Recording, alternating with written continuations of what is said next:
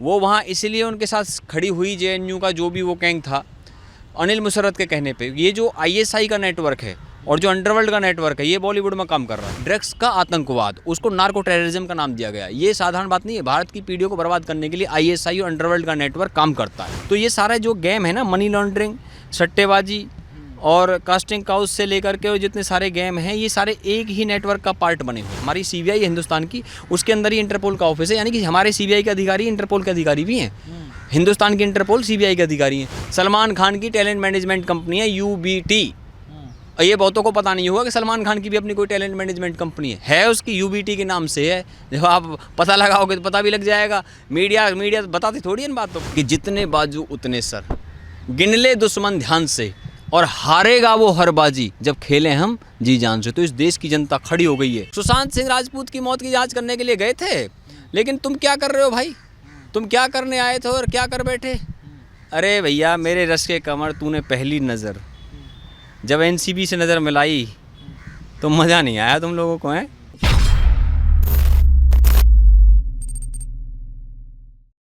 दीपिका पादुकोण का नाम सामने आना किस तरीके से देख रहे हैं सर ये कनेक्शन? देखिए, दीपिका पादुकोण का जो नाम आया है इसके अंदर, वो चैट के अंदर पाया गया है। और आपकी जानकारी के लिए बता दूं कि जुलाई 2019 को करण जौहर के घर पे जो पार्टी हुई थी, जिसको ड्रग्स की पार्टी कहा जा रहा है, उसके अंदर जिन लोगों के नाम थे उनमें दीपिका पादुकोण का नाम भी था। उसमें विकी कौशल का नाम था, वरुण धवन का नाम था, शाहिद कपूर का नाम था, मलाइका अरोड़ा का नाम था और अर्जुन कपूर का नाम भी उसके अंदर था। और करण जौहर तो उस पार्टी के ऑर्गेनाइज़र ही थे और वो वीडियो खुद करण जौहर ने डाला था। अब बात ये है, दीपिका पादुकोण की अगर आपने बात करी है, तो दीपिका पादुकोण का नाम कैसे कैसे लोगों के साथ जुड़ा पता है आपको? अनिल मुशर्रफ साहब जो है, वो एक जो है रियल एस्टेट कंपनी चलाते हैं, एमजीआर ग्रुप नाम की, यूके के अंदर। वो आईएसआई के लिए काम करते हैं एक तरीके से, और उसको बिजनेसमैन ऑफ द ईयर का अवार्ड भी मिल चुका है यूके के अंदर। उस अनिल मुशर्रफ के कहने पर दीपिका पादुकोण जेएनयू के अंदर गई थी 7 जनवरी 2020 इसी साल में। और आपको बता दूं, वो वहाँ इसलिए उनके साथ खड़ी हुई जेएनयू का जो भी वो गैंग था, अनिल मुशर्रफ के कहने पे। ये जो आईएसआई का नेटवर्क है और जो अंडरवर्ल्ड का नेटवर्क है, ये बॉलीवुड में काम कर रहा है। अब मैं आप बताऊं, अनिल मुशर्रफ का अगर मैंने नाम लिया है, तो अनिल मुशर्रफ वो व्यक्ति है जिसके बॉलीवुड के बड़े बड़े सेलिब्रिटीज से जो है संबंध हैं, और उनका यूज़ करता है अपने प्रकार से, और आईएसआई के लिए काम करता है। जैसे ये अनिल मुशर्रफ जो है, सोनम कपूर की शादी जो हुई है अप्रैल 2018 में, अप्रैल 2018 में जो शादी हुई है, उस आनंद आहूजा की और उसकी सोनम कपूर की शादी में भी आया था। और आपको मैं बता दूं कि ये जो दीपिका पादुकोण का हम जो सारा गेम बता रहे हैं, ये कोई छोटा मोटा मसला नहीं है। दीपिका पादुकोण के पास तो भारत की नागरिकता ही नहीं है, उसके पास तो डेनमार्क की नागरिकता है। उसका जन्म ही कोपेनहेगन में हुआ था, जो कि डेनमार्क की राजधानी है। अब आपको हो गई नागरिकता वाला मामला क्यों लेके आ रहे हो जितेंद्र जी? नागरिकता का मामला हम इसलिए लेके आ रहे हैं क्योंकि एक बॉलीवुड सेलिब्रिटी नहीं है जिसके पास में विदेशी नागरिकता है। अक्षय कुमार के पास कनाडा की नागरिकता है, नरगिस फाकरी के पास यूएस की नागरिकता है, जैकलिन फर्नांडिस के पास श्रीलंका की नागरिकता है, और दीपिका पादुकोण की तो मैं आपको बता ही चुका हूँ। तो ये, और कैटरीना कैफ के पास भी ब्रिटिश पासपोर्ट है। तो इसका लिंक क्या है? विदेशी नागरिकता लिए बैठे हैं बॉलीवुड के स्टार, इनका लिंक क्या है पता है? इनका लिंक है मनी लॉन्ड्रिंग से। अपना काला धन विदेश में छुपाने के लिए इसकी ज़रूरत पड़ती है। अब चलो मैं आपको उदाहरण के साथ बता देता हूँ, मेरे से सबूत लो आप। राहुल गांधी ने ब्रिटिश सिटीजन दिखाई थी एक बैकऑप्स नाम की कंपनी के लिए, जब उन्होंने इनकम टैक्स भरा था यूके के अंदर। यूके के अंदर उन्होंने एक बैकऑप्स नाम की कंपनी बनाई थी। 15 नवंबर 2015 को डॉक्टर सुब्रमण्यम स्वामी ने कॉन्स्टिट्यूशनल क्लब पे प्रेस कॉन्फ्रेंस करके राहुल गांधी की ब्रिटिश सिटीजनशिप के, यानी कि ब्रिटेन की नागरिकता के डॉक्यूमेंट दिखाए थे। और वे डॉक्यूमेंट सुब्रमण्यम स्वामी ने ब्रिटेन की इनकम टैक्स डिपार्टमेंट की ऑफिशियल वेबसाइट से डाउनलोड किए थे, ऐसा उन्होंने जानकारी दी थी। और आपको बता दूं, उसके अंदर जो एड्रेस था राहुल गांधी का, वो था 2 फ्रोजनल वे, लंदन, और उसको चेंज कर दिया उन्होंने 2 साल बाद, 2003 से 2005 के अंदर उसको चेंज करके कहाँ का कर दिया था उन्होंने? साउथ गेट स्ट्रीट, विनचेस्टर का। तो अब मैं आपसे पूछता हूँ, जब आपके पास में विदेशी नागरिकता होती है तो आप जो है भारत सरकार के प्रति जवाबदेह नहीं हो जाते और उस भारत सरकार को जानकारी नहीं देते कि मैंने अपना अकाउंट कहाँ रखा है, और उस अकाउंट की जानकारी आप भारत सरकार को नहीं देते हो, क्योंकि आप रिस्पॉन्सिबल हो जाते हो उसके प्रति जिसकी नागरिकता आपके पास में। ये फ़ायदा होता है विदेशी नागरिकता का। पहले तो ये पता लगाओ कि इनके पीछे जो नेटवर्क काम करता है उसको निकालो। आप चोर पे जाओगे, चोर एक थोड़ी है, चोर तो बहुत सारे हैं, लेकिन उनके पीछे कौन है। जैसे मैं बता दूं, रिया चक्रवर्ती का ही ले लीजिए। ये आर्मी स्कूल में पढ़ी थी अम्बाला के अंदर, हालांकि अम्बाला के अंदर परिणीति चोपड़ा और जूही चावला भी पढ़ी हैं। तो वो परिणीति चोपड़ा और जूही चावला उसी अम्बाले में पढ़ करके राष्ट्रवादी बन गई, और उन्होंने जो ये तो ब्रांड एम्बेसडर भी थी परिणीति चोपड़ा हरियाणा सरकार की। लेकिन ये जो है ये वहाँ रह करके ये किन लोगों के संपर्क में आ गई कि ऐसी बन गई, ये जो है ड्रग्स लेने लगी और ये ऐसी बनी। क्यों बनी भाई ऐसी? ये किन लोगों के संपर्क में आई? तो उस दुनिया को ख़त्म करना चाहिए। और मैं आपसे पूछना चाहता हूँ कि जो ड्रग्स की दुनिया आज से तो चलती नहीं जितेंद्र जी, इस सालों से चलती है वहाँ पे 90s 70s 80s, पता नहीं कब से यहाँ अंडरवर्ल्ड का नेटवर्क काम कर रहा है बॉम्बे के अंदर। लेकिन ये जो दुनिया चलती है वहाँ पे, अब जो नए लोग जाएंगे आउटसाइडर, तो वो उसके चपेट में आएंगे। रिया चक्रवर्ती भी उन्हीं के चंगुल में फंस गई। और ये MTV के इसने रिया चक्रवर्ती ने MTV के लिए VJ का काम किया है, कई शोज किए इसने MTV के। और इसके पिताजी जो है ये भी। अब ये बताओ कमाल की बात है कैसी बन गई। अब खुद ये कह रही थी रिया चक्रवर्ती NCB को, भाई 80% बॉलीवुड ड्रग्स लेता है तो मुझे ही क्यों फंसा रहे हैं। भाई तुम्हें तो फंसाना ही पड़ेगा जो तुमने एक क्राइम किया है तो।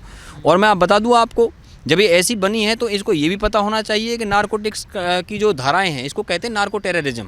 ड्रग्स लेते हैं जो ड्रग्स का ट्रांसपोर्ट करते हैं, तो ये एक नार्को टेररिज्म मतलब क्या कि एक ड्रग्स का आतंकवाद, उसको नार्को टेररिज्म का नाम दिया गया। ये साधारण बात नहीं है। भारत की पीढ़ियों को बर्बाद करने के लिए ISI और अंडरवर्ल्ड का नेटवर्क काम करता है। तो ये जो नार्को टेररिज्म है ये वर्ल्ड वाइड फैला है। और मैं आपको पहले बता चुका हूँ कि वर्ल्ड में जो सबसे बड़े जो ड्रग के डीलर हैं वो दाऊद इब्राहिम और विक्की गोस्वामी हैं। तो उसी बात पे आता हूँ।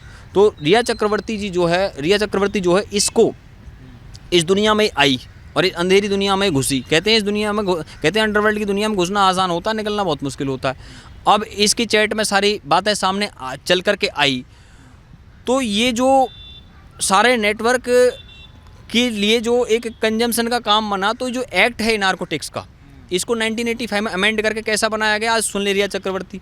और शायद उसे बता भी दिया होगा उन्होंने, NCB वालों ने। ऐसी बात नहीं है, उसे अब तो सारी जानकारी हो गई होगी फिलहाल। तो देखिए उसके अंदर क्या है कि अगर आप क्वांटिटी पे इसकी सज़ा डिपेंड करती है। अगर इसकी स्मॉल क्वांटिटी है तो 10 साल तक की सज़ा है। स्मॉल क्वांटिटी कैसे? जैसे कि कोकेन लिए 200 ग्राम, तो स्मॉल क्वांटिटी है तो उस पर कितनी सज़ा है? 10 साल की। और अगर उसमें कमर्शियल क्वांटिटी है तो 20 साल की सज़ा है। अब समझ ले कितना स्ट्रॉन्ग एक्ट है ये। और ड्रग पेडलिंग, ड्रग कंजम्पशन और ड्रग ट्रांसपोर्टेशन, अब ये सारे नाम आते हैं। बासित, जैद, खत्री, दुनिया भर के नाम आ रहे हैं। अब ये चिंकू, पठान, इम्मा और ये साउथ के लोग भी आ गए इसके अंदर। अब कहने का मतलब ये है कि ये नेशनल नेटवर्क नहीं है, ये इंटरनेशनल नेटवर्क है। तो ये इस दुनिया में फंसे। इसके लिए अब भारत सरकार को किसकी मदद लेनी पड़ेगी? इंटरपोल की मदद लेनी पड़ेगी। हालांकि इंटरपोल जो अलग से कोई ऑर्गेनाइजेशन नहीं है, हर देश के अंदर जो वहाँ की पुलिस होती है वहीं का इंटरपोल बनता है। यहाँ जो हमारी CBI है हिंदुस्तान की, उसके अंदर ही इंटरपोल का ऑफिस है। यानी कि हमारे CBI के अधिकारी इंटरपोल के अधिकारी भी हैं। हिंदुस्तान के इंटरपोल CBI के अधिकारी हैं, क्योंकि सेंट्रल ब्यूरो ऑफ इन्वेस्टिगेशन जो है इसमें IPS के अधिकारी काम करते हैं, पुलिस के ही। तो वो इंडियन पुलिस के ही ऑफिसर्स होते हैं CBI के अंदर। एक पुलिस ही होती है CBI, लेकिन वो क्या है कि उसको इन्वेस्टिगेटिव पावर्स अलग से हैं और उसको जो है central agency direct prime minister office को रिपोर्ट करती है। तो इंटरपोल की मदद से UK के अंदर पिछले साल 8 अक्टूबर 2019 को यूरोप का सबसे बड़ा ड्रग रैकेट पकड़ा गया है, और वो इंटरपोल की मदद से पकड़ा है। तो अब बताओ भारत सरकार को इंटरपोल की मदद लेनी पड़ रही है। और जब इंटरपोल की मदद लेनी पड़ रही है इंटरपोल, तो आपको दुबई, अब दुबई तो जो है एक टैक्स हेवन भी है। तो दुबई के अंदर जो है, क्योंकि टैक्स हेवन है तो मनी लॉन्ड्रिंग के खेल चलते हैं। वो मनी लॉन्ड्रिंग करने वाले लोग ड्रग्स के पेडलरों से भी कॉन्टैक्ट में, तो उनसे वहाँ से पता लगाना पड़ेगा UAE की गवर्नमेंट से। दूसरा मसला ये है कि इसके अंदर US का मामला भी है, क्योंकि US के अंदर भी छोटा मोटा ड्रग्स का रैकेट नहीं चलता। मैं आपको पहले ही चर्चा कर चुका हूँ। देखो मैंने पिछले इंटरव्यू में आपको बताया था ना। और अब देखो यही मेरी बात साबित हो गई। आउटलुक को जो है उसके सोर्सेज से जानकारी आई है कि जो NCB के चीफ हैं राकेश अस्थाना, उसने ये बताया है कि भाई अंतर्राष्ट्रीय नेटवर्क है, हमें उनकी भी पता लगानी पड़ेगी। तो उनके पता लगाने के लिए रॉ की मदद लेनी पड़ेगी। रॉ जो है वो पीएमओ को रिपोर्ट करती है। रॉ मतलब इंटरनेशनल इन्फॉर्मेशन को जुटाने की वाली जो एजेंसी वो रॉ है, और जो इंटरनल इन्फॉर्मेशन को जुटाने वाली जो भारत के भीतर की इन्फॉर्मेशन है उनको जुटाने का काम करती है आईबी, इंटेलिजेंस ब्यूरो कहते हैं उसको। तो ये बात मैं आपको बता रहा हूँ। तो अब इसमें क्या है कि जो यूके के अंदर मैं भी बता रहा था, 8 अक्टूबर 2019 को रैकेट यूके के अंदर पकड़ा गया। तो वहाँ तो नेशनल क्राइम एजेंसी यानी एनसीए देखती है, और यूएस के अंदर देखते हैं डीईए। तो डीईए ने वहाँ पे बहुत बड़ा ड्रग का रैकेट पकड़ा, और वो यूएस का अब तक का सबसे बड़ा ड्रग रैकेट था। उसके अंदर ममता कुलकर्णी के हस्बैंड जो विकी गोस्वामी का नाम था, और विकी गोस्वामी बहुत बड़े ड्रग डीलर हैं, मोम्बासा केन्या से अपना नेटवर्क चलाते हैं। और दुबई के जो है वहाँ से वो जो रैकेट चलता है उसमें दाऊद इब्राहिम की डी कंपनी का हाथ होता है। तो ये सारा जो गेम है ना, मनी लॉन्ड्रिंग, सट्टेबाजी और कास्टिंग काउच से लेकर के जितने सारे गेम हैं, ये सारे एक ही नेटवर्क का पार्ट बने हुए हैं, आपको बता दूंगा। अच्छा, दूसरी बात, कितनी अंधेरी दुनिया हो तो भी जो है एक अमिताभ बच्चन की फिल्म का एक सॉन्ग है, अंधेरी रातों में एक मसीहा निकलता है जिसे लोग शहंशाह कहते हैं। तो शहंशाह आ गया, कौन? CBI, ED, NCB. होनी को अनहोनी कर दे, अनहोनी को होनी, एक जगह जब जमा हो तीनों, सीबीआई, ईडी, एनसीबी, था ना, अमर, अकबर, एंथोनी, तो हो गई तीनों एक जगह। लेकिन मैं सबसे तगड़ा काम कौन कर रही है? एनसीबी। एनसीबी से तगड़ा काम क्यों कर रही है पता? चैनलों पे आकर के ये बड़े बड़े बॉलीवुड के स्टार के जो वो है ना प्रवक्ता, वो आके रो रहे हैं, अरे ध्यान हटा रहे हो यार आप लोग, सुशांत सिंह राजपूत की मौत की जांच करने के लिए गए थे, लेकिन तुम क्या कर रहे हो भाई? तुम क्या करने आए थे और क्या कर बैठे? अरे भैया, मेरे रस के कमर, तूने पहली नज़र जब एनसीबी से नज़र मिलाई तो मज़ा नहीं आया तुम लोगों को, हैं? तो वही बात ऐसी है, जनता को तो मज़ा आ गया।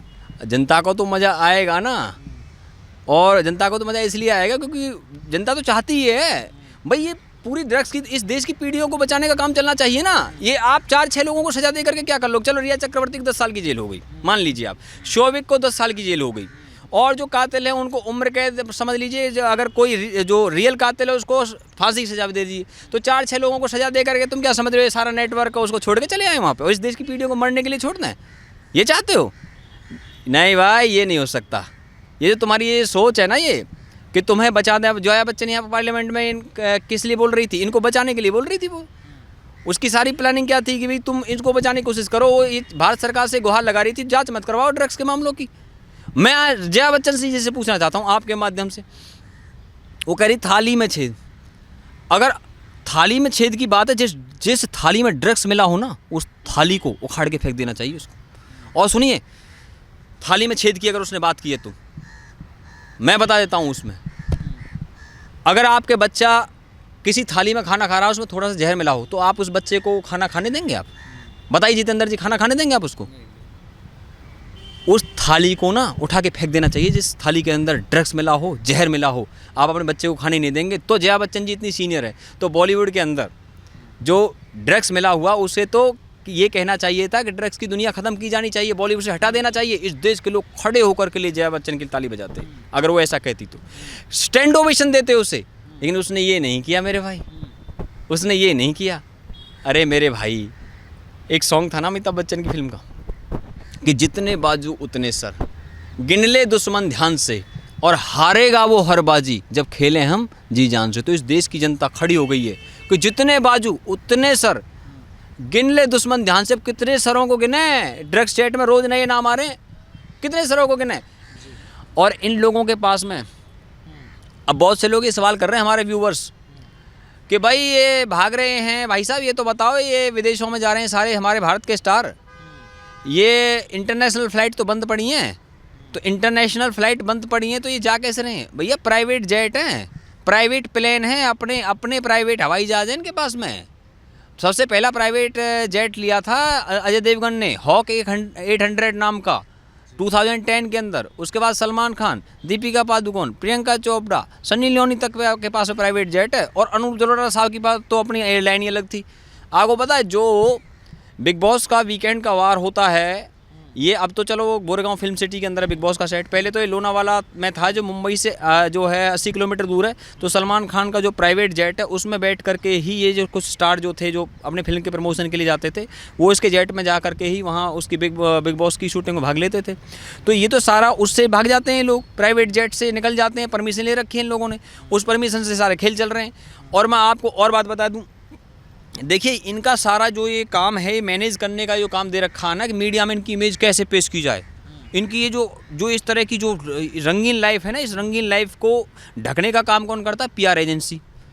अब पीआर एजेंसी आप कहोगे जितेंद्र जी क्या बता रहे हो, मंजीत जी क्या बता रहे हो, तो बता दूँ मैं आपको। लो उसका भी एग्जाम्पल ले लो मेरे से।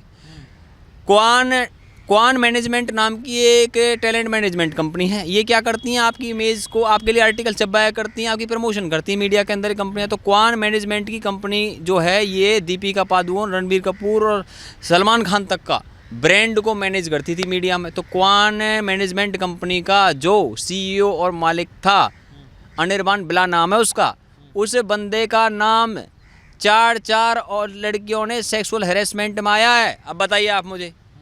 और इस क्वान मैनेजमेंट कंपनी के अंदर ही जया शाह काम करती है, जो कि जिसका नाम रिया चक्रवर्ती की ड्रग चैट में है, यानी ड्रग्स की चैट में उस जया शाह का नाम है, जैसे CBI इस समय NCB इस समय इंटेरोगेशन कर रही है। अब आप बताइए मुझे, उसी क्वान मैनेजमेंट नाम की जो कंपनी है, सेलिब्रिटी मैनेजमेंट कंपनी, पता है इसके क्लाइंट कौन कौन है?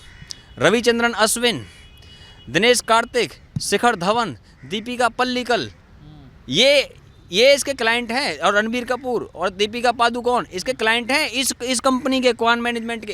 2018 में इस कंपनी को टेक ओवर कर लिया, यानी कि इस कंपनी को खरीद लिया। इसके सारे शेयर पता किसने? सलमान खान की भी अपनी एक टैलेंट मैनेजमेंट कंपनी उसने खरीद लिया, उसका नाम है UBT। सलमान खान की टैलेंट मैनेजमेंट कंपनी है UBT। ये बहुतों को पता नहीं होगा कि सलमान खान की भी अपनी कोई टैलेंट मैनेजमेंट कंपनी है उसकी UBT के नाम से है। जब आप पता लगाओगे तो पता भी लग जाएगा। मीडिया बताती थोड़ी इन बातों को, आज तो कोई आर्टिकल थोड़ी आया इन बातों पे, मैं बता रहा हूँ आपको। और कितनी बार मैं आपको यहाँ ऐसी चीज़ें बताया करता हूँ, क्योंकि मीडिया में रिपोर्ट्स आती कहाँ पे है? मीडिया में जो बैठे हुए लोग हैं, ये तो मैनेज्ड हैं, ऐसे थोड़ी है। इनके नाम तो अगर आप देखोगे, इनके घोटालों में नाम आए हुए हैं। नीरा राडिया का केस देख लो, उसमें पत्रकारों के नाम थे,